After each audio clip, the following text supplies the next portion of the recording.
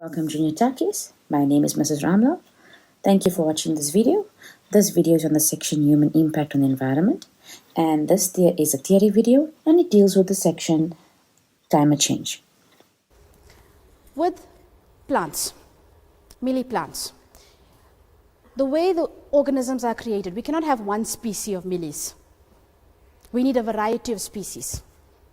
Because if there was one species of mealies, all we need is one disease to come and wipe out the entire mealy plantation, and then we have no more mealies. So now, very important, when there's a variety of organisms, with those organisms there will always be certain organisms with favorable characteristics and those with unfavorable characteristics. Now I'm going to talk to you about natural selection. Of course, that's what you can do next year. Now, what is favorable characteristics? Species and organisms that have favorable characteristics are characteristics. An organism that has a favorable characteristic is an organism that is well suited to the environment. And the organism that is not suited to the environment has the unfavorable characteristic. Now let's look at climate change. It has come very quickly and the carbon dioxide concentration is increasing drastically. There are unfortunately some species that do not have the favorable characteristic to be suited to climate change. So what's happening to those organisms? They're dying out, extinction. But there are those organisms that have the favorable characteristics.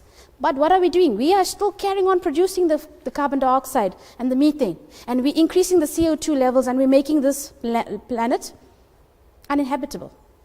So that is why we need biodiversity, because amongst every species there are going to be those organisms with favorable characteristics and those with unfavorable characteristics. That is natural selection. Now we don't have to worry about that because we got technology on our side. As soon as it's getting hotter, what we're doing? We're making another sunblock with a higher SPF. We don't have to worry. But it's in turn, it's our activities that are causing all these problems. So biodiversity.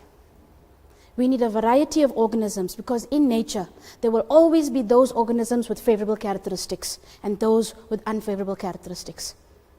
The organisms with the favorable characteristics will be suited to the environment, will survive, will reproduce. And that's that question you were asking me. Natural selection, that's why I would prefer to teach it now. And the organisms with the unfavorable characteristics will not reproduce, will not survive, and will die out. You know this, you learned this already in grade 8. But you know this as survival of the fittest.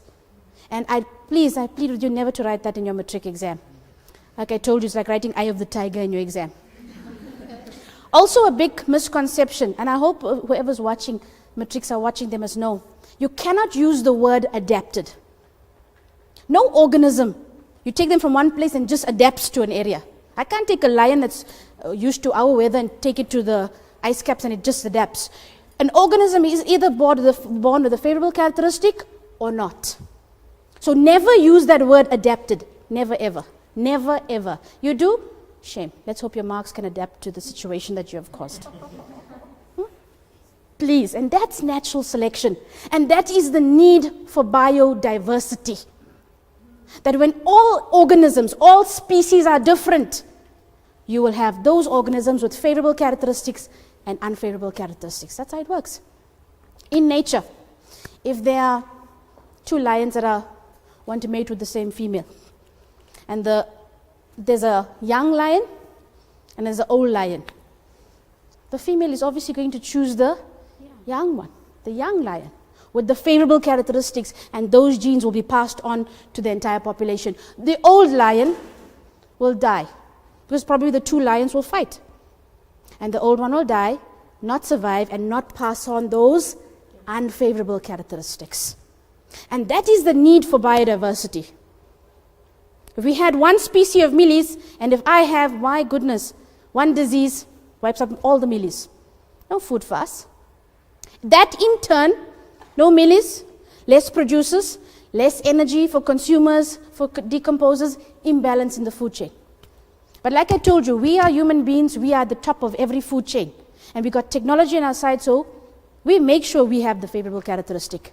But eventually, we sit here and we joke all the time, there's going to be a stage where we cannot be the top of everything and technology cannot help us.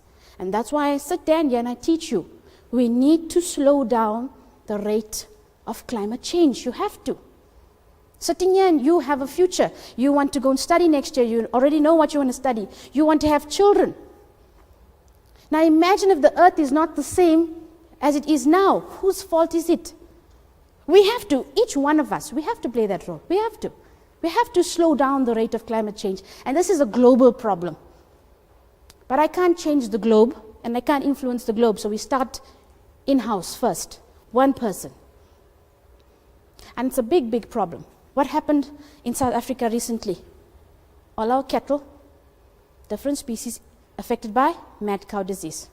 No meat. Chicken. Avian flu. No meat. No chicken. We have to import our food.